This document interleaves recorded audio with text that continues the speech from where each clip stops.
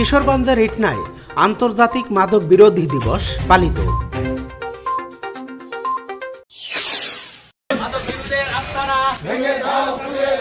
মাদকের বিরুদ্ধে হই সচেতন, বাছাই প্রজন্ম, বাছাই জীবন। মাদককে না বলুন। আজ আন্তর্জাতিক মাদক বিরোধী দিবস। তাই তো দিনটিতে দেশের বিভিন্ন রাজনৈতিক ও স্বেচ্ছাসেবী সংগঠন মাদকের বিরুদ্ধে কঠোর অবস্থান নেওয়ার জন্য জনসচেতনতামূলক নানা অনুষ্ঠানের আয়োজন করেছে।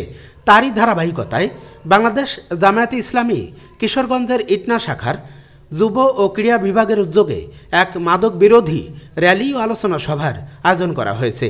২৬শে জুন বৃহস্পতিবার বিকেলে ইটনা বাজারে এ অনুষ্ঠানের আয়োজন করা হয়।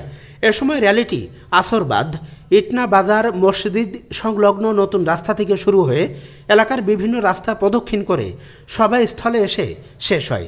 এতে প্রধান অতিথি হিসেবে উপস্থিত ছিলেন সংগঠনের ইটনা উপজেলা শাখার আমির হাফেজ মাওলানা আবুল হোসাইন। বিশেষ অতিথি হিসেবে উপস্থিত ছিলেন নায়েবে আমির মাওলানা শফিকুল ইসলাম, সাধারণ সম্পাদক আবুল খায়ের নুরুল উল্লাহ, বাইতুল মাল সম্পাদক মাওলানা ইব্রাহিম, ওলামা ও মাশায়েখ বিভাগের সভাপতি মাওলানা ইউনুস আলী ও সাধারণ সম্পাদক মাওলানা কারি মীর আজিজুল হক।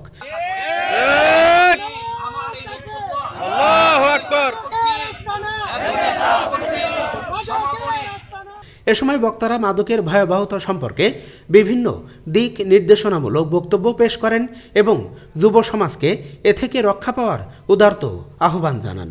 পরিশেষে মাওলানা শফিকুল ইসলামের পরিচালনায় এক বিশেষ মোনাজাতের মাধ্যমে কর্মসূচির সমাপ্তি ঘোষণা করা হয়।